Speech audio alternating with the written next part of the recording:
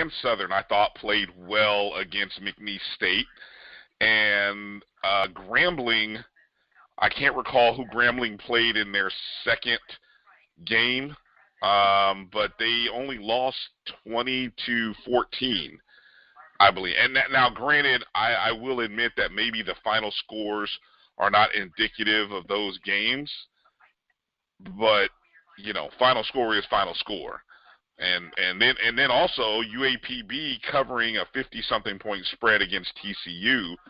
I'll raise the banner, and so I mean, again, I'm not gonna debate to the extent of saying that the SWAC. I'm not going to debate to the fact and completely say that the SWAC is better than the MEAC this year. I will say that the top of the MEAC is better than the top of the SWAC. But overall, I would probably say the teams from the SWAC are probably a little bit better than the MEAC, and I'm basing that totally off yardage and production. You go look at how much yardage the schools in the MEAC are putting up, and they're giving up. So I mean, look, they're giving up some yards, but they're putting some yards up too. I would argue it and say, there is some merit to your point, and I think there are some merits to this thought that I think we overthink it sometimes. I will say the one thing that is clear as day is that our schools, our HBCUs, are not defeating the non-HBCUs on a consistent clip. I mean, that is what, by far and away, that sits there, and you can't hide that. Yeah. And for whatever reason, that is a problem. I don't know if our black college coaches need to have a summit, but somebody needs to get in a room with these coaches and say, hey, look, guys, we got to stop losing to the PWIs that you're scheduling. You guys have got to find a way to get some wins. Well, the other thing that I want to bring up why I think the MEAC is better than the SWAC, if you take those check games out, Bethune, Miami, FAM, Central Florida, Duke, A&T, if you factor the statistics out for those games and just leave everything else on the table and do the same thing for the SWAC teams when they've played those the D1, the FBS teams, the FBS check games, the MEAC has better statistics overall. Okay. All right. Look, I'm not gonna. I don't know. Specifically which statistics you're seeing that are different from what I'm seeing, but let's dig into it a little bit deeper and kind of debate it next week. That's one of those conversations that maybe we'll table and come back to for next week. Speaking of statistics, AD, you did a great job of tabulating some of the national rankings amongst the HBCU players. We tweeted some of those out yesterday and today. Hopefully you saw and you got a chance to get on Twitter. If you're not, follow us at MyBCS1 and you saw some of those names. There's a ton of different categories, so I will just go to one in particular that kind of caught my eye. Maybe you have one or maybe a second one that kind of caught yours. But I'm going to go to the all-purpose yardage category, and it is awesome that the number one and two all-purpose yardage guys in FCS football, all of FCS football, come from HBCUs. You've got Chris Rowland of Tennessee State, who is averaging 207.86 yards per game. And then you have DeWanya Tucker of Prairie View A&M, who's at 181.83. And Chris Rowland, now look at the difference between 1 and 2 in just total yardage. Rowland is at 1,455 yards. DeWanya Tucker at number 2 is at 1,091. I mean, that's a 400-yard difference, just under 400 yards between 1 and 2. And, of course, Chris Rowland has over 1,000 yards receiving, 70 passes. Hey, AD, he's getting closer to 100 yards. We'll have to go. You got to look this up. When's the last time an HBCU wide receiver broke 100 reception season? We got to look that up. Right. Come on.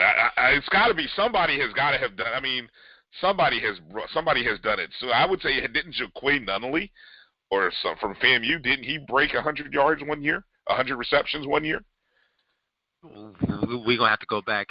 We got to go look that up. DeWanya Tucker has 712 rushing is where he has done well. He's also got 266 kickoff return yards. That's also, Chris Rowland also is in the return game with 230, also has some rushing yards as well. And sitting at number 8, now, Jermaine Martin for North Carolina A&T, he's played 2 less games than Chris Rowland, 1 less game than DeWanya Tucker, and he's at number 8 in all-purpose yards, and pretty much all of his yardage has come from rushing, 742 rush yards. And so averaging 152.6 yards per game is Martin. And D2, Division II, the number 1 player in the country, all-purpose yards, Terraris Saffold of Central State has an average per game of 221.67 yards per game. He's at 1,330 yards in 6 games played, 780 rush yards, 462 kickoff returns are his major stats. Is there any particular stat that kind of catches your eye, AD, or did I steal yours with the all-purpose? Well, you hit a lot of them. I just want to hit a couple of them, highlights. One that kind of stood out for me, we have a player who's tied for number 1 in the nation in a statistic on the defensive side. And that is probably an overlooked stat, is tackles for loss, and that is Demetrius Lofton from Morehouse University. He's averaging 2.5 tackles for loss per game. And that may not seem like a big statistic, but that means that he's causing havoc in the backfield, getting penetration in the backfield. And for him to be tied with 3 other people at the number 1 spot, kudos to him. Anytime we've got an HBCU player at number 1 or tied for number 1, it's a good thing. And Mr. Lofton is also number 3 in the nation in sacks per game, averaging 1.33 sacks per game. So that's just one stat that I wanted to bring out to you.